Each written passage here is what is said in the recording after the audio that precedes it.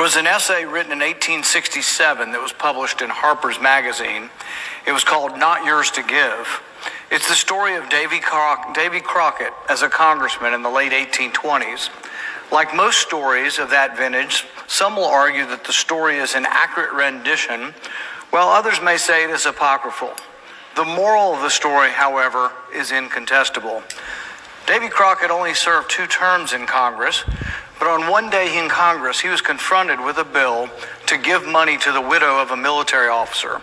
Davy Crockett arose and gave this speech. Mr. Speaker, I have as much respect for the memory of the deceased and as much sympathy for the suffering of the living, if suffering there be as any man in the house. But we must not permit our respect for the dead or our sympathy for a part of the living to lead us into an act of injustice to the balance of the living. We have the right as individuals to give away as much of our own money as we please in charity, but as members of Congress, we have no right so to appropriate a dollar of the public money. Davy Crockett continued, I'm the poorest man on this floor. I cannot vote for this bill, but I will give a 1 week's pay. I will give my check for 1 week, and if every member of Congress were to do this, it will amount to more than this bill asked for. When Crockett finished, there was silence, and remarkably, the bill failed. When later asked for an explanation, Davy Crockett explained. He said, several years ago, I was standing one evening on the steps of the Capitol when we saw a large, great light over Georgetown. It was evidently a large fire. We jumped into a hack and drove over there as fast as we could.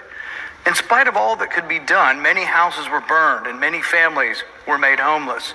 And besides, some of them had lost all but the clothes they had on. The weather was very cold. And when I saw so many women and children suffering, I felt that something must be done. The next morning, a bill was introduced appropriating $20,000 for their relief. We put aside all other business and rushed it through as soon as it could be done. Later in the year, when Davy Crockett was back in Tennessee, he ran into a constituent by the name of Horatio Bunce. Crockett asked him for his vote, and Horatio Bunce responded thusly. He said, "You had better not waste your time on my vote. I shall not vote for you again. Your vote last winter shows that either you have not the capacity to understand the Constitution or that you're wanting in honesty and firmness to be guided by it. Because the Constitution, to be worth anything, must be held sacred and rigidly observed in all its provisions. The man who wields power and misinterprets the Constitution is more dangerous the more honest he is." Horatio Bunce continued. He says, "No, Colonel, there's no mistake. The newspapers say that last winter you voted for this bill to give $20,000 to some who suffered from a fire in Georgetown. Is that true?" Congressman Crockett answered him, "Well, my friend, I may as well own up. You've got me there. But certainly nobody would complain that a great and rich country like ours couldn't give $20,000, the insignificant sum of $20,000 to relieve its suffering women and children." Horatio Bunce replied to Congressman Crockett. He said, "The power of collecting and dispersing money at pleasure is the most dangerous power that can be entrusted to a man. While you are contributing to relieve one, you are drawing it from thousands who are even worse off than he. If you had the right to give anything, the amount was simply a matter of discretion with you. And you had as much right to give 20 million as to give 20,000. If you have the right to give to one, you have the right to give to all.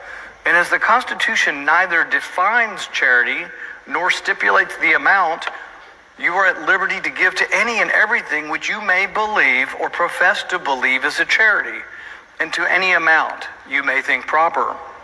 No, Colonel Crockett, Congress has no right to give charity.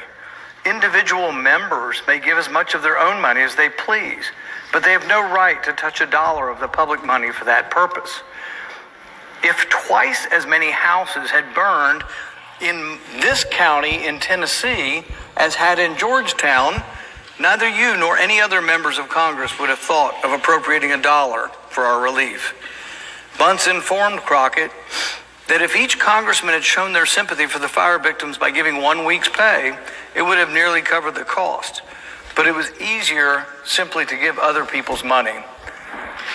Bunce continued, "The people about Washington no doubt applauded you for relieving them from the necessity of giving by giving what was not yours to give.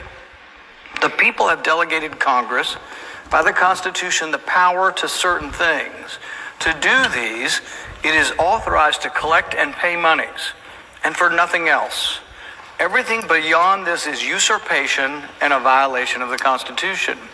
So you see, Colonel, you have violated the Constitution in what I consider a vital point. It is a precedent fraught with danger to the country, for when Congress begins to stretch its power beyond the limits of the Constitution, there is no limit to it and no security for the people. Today we are faced with a vastly greater sum of money than $20,000. We are faced with $40 billion to be gifted to Ukraine. A noble cause, no doubt, a cause for which I have great sympathy and support, but a cause for which the Constitution does not sanction or approve of. Now we could ask, as Davy Crockett did, if each member of the Senate would like to contribute individually to Ukraine. But of course, that would simply serve to demonstrate the enormity of the gift. To come up with $40 billion, each senator would need to give $400 million. Not a likely scenario. It's much easier to spend such exorbitant amounts if you're spending someone else's money. But even if the senators won't agree to contribute their own money, surely we're a rich country and can afford it. Well, not exactly. The U.S. debt now approaches $30 trillion.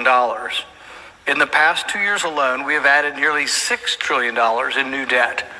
Inflation roars throughout the land, grocery bills are punishing the working class and poor, and gas prices exceed $5.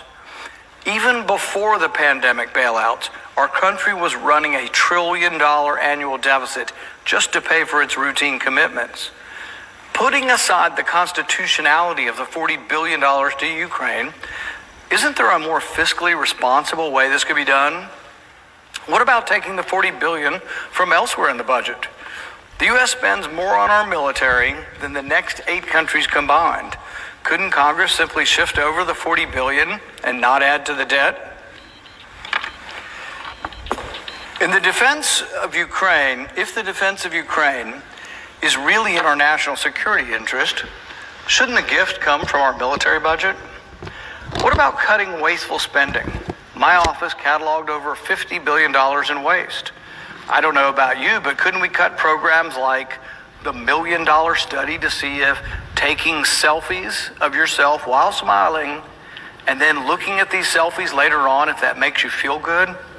Or couldn't we cut the budget of the National Science Foundation that spends billions of dollars studying such burning questions as, do Panamanian city frogs have a different mating call than the country frogs? Couldn't we maybe cut the $2 million the NIH spent studying cafeterias to see if someone in front of you sneezes on the food, whether you're more or less likely to eat that food? Couldn't we maybe cut the money spent on Japanese quail, studying whether or not they're more sexually promiscuous or not when you give them? Or, if we're not willing to cut the budget at all, couldn't we ask the American people to stay up and pay a war tax? If this is really for our national security, it should be very popular with the people. Why don't we offer to tax them in exchange for this? Guess what? The American people don't want to cut spending anywhere in the budget, at least their representatives don't. They don't want to pay any taxes for this. They just say, put it on my tab. But we've been doing that for decades, and that's why we have a $30 trillion debt, and that's why we have roaring inflation. If you want to pay for this with a tax, you could triple the gas tax. I'm guessing that's going to be really popular, and people really want to send this money, so badly that they'd be willing to triple the gas tax. If we were honest, that's what the people who are for this would propose. Now, that would guarantee $5 gas for the foreseeable future. Alternatively, Congress could raise the income tax about $500 for every American taxpayer, I'm sure that would be popular. And for the people who think it's a great idea to send $40 billion overseas, why don't they just be honest with people and tax them? Here's your bill, Mr. and Mrs. America, $500 a taxpayer, and then what would it be paid for? No, it's like everything else. Put it on our tab. Well, Uncle Sam's tab is full. It is complete. To be clear, I'm not for raising taxes to finance Ukraine's defense, but it's irresponsible to simply borrow more money. To borrow the money from China simply to send it to Ukraine makes no sense and makes us weaker, not stronger. But let's be honest. Most of Congress doesn't seem to care about the debt, doesn't seem to care how much money we shovel out the door and out of the country. Why? Because it's not their money. Every day, Milton Friedman's statement is proven correct, that nobody spends somebody else's money as wisely as their own. I doubt the big spenders in Congress will ever consider spending any of their own money, but Americans across the land should sit up and notice and attach blame to these profligate spenders. In the past 3 months, bipartisan majorities, Republicans and Democrats, have added over $100 billion to the debt. Now, these same big spenders are proposing another $50 billion next week to bail out restaurants. Restaurants that have been primarily injured by overzealous Democrat governors and their edicts. There are ramifications to this mountain of debt. Make no mistake, inflation is here and it's rip-roaring and on the rise. Just as aiding the victims of fire in Georgetown during the days of Davy Crockett ignored the misfortune of the suffering people in lands too distant from Washington to be noticed, so too does today's deficit spending to be sent overseas ignores the pain and suffering and the inflation that is caused by that debt on everyday American families. Inflation is simply an increase in the money supply. It comes from the Federal Reserve buying the U.S. debt. M2 is a measure of the money supply. For the last 3 years, it's been going up at about a 15% rate. So we shouldn't really be surprised that there's inflation because inflation is an increase in the money supply. In January of last year, the annualized rate of the M2 expansion, the monetary expansion, was 27%. No one should be shocked. We have inflation. We have rising prices in the grocery store. We have rising prices at the pump because we borrowed too much money. We went heavily in debt, and the Federal Reserve is buying the debt. All of this so-called free money floods the market and chases prices higher.